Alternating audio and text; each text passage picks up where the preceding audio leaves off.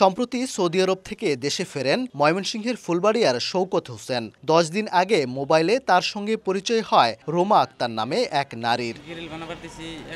শনিবার বিকেলে Saudi Real ভাঙাতে শহরে আসেন শওকত। বিষয়টি জানতে পেরে শওকত ও তার সঙ্গে থাকা চাচাতো ভাই রিয়াজকে দাওয়াত দেয় সেই নারী। ডেকে নেওয়া হয় পাটগুদাম এলাকায় একটি বাসায়। সেখানেই ঘটে বিপত্তি।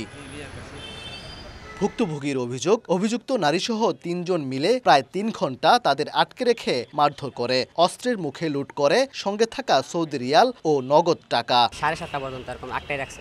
পরে বাসা থেকে টাকা আনছে, ভাইয়ের সাথে টাকা ছিল, ডলার ছিল, ওইগুলো নিয়ে নিছে। চাকুদের সব টাকা পয়সা মোবাইল নিয়ে যায়। 14,000 রিয়াল সার্ভারে দেয়া ছবি তোলায় আমার 2 জন ছবি টবি তুললে আবার ট্যাম্পের মধ্যে একটা সাইন সেখান থেকে মুক্তি পেয়ে থানায় যান শওকত। অভিযোগ পেয়ে অভিযান চালিয়ে রাতেই আটক করা হয় চক্রের সদস্য খলিলুর রহমান ওরফে সজল মিয়াকে। অভিযুক্ত অন্য 2 জনকেও গ্রেফতারে চলছে অভিযান। রোববার দুপুরে এ ঘটনায় মামলা হয়। তার বক্তব্য অনুযায়ী ঘটনার সত্যতা পাওয়া যায়। বাদবাকি যে 2 জন আছে গ্রেফতার এবং লুণ্ঠিত মালামাল উদ্ধারের জন্য আমরা চেষ্টা চালাচ্ছি। গ্রেফতার খলিলের বিরুদ্ধে কোতোয়ালি মডেল থানায় ডাকাতির প্রস্তুতি, চুরি ও মাদকসহ একাধিক মামলা রয়েছে। অসামাজিক কর্মকাণ্ডে যুক্ত থাকার অভিযোগে 2 বার গ্রেফতার হয়েছিলেন রোমা আক্তার, জানায় পুলিশ।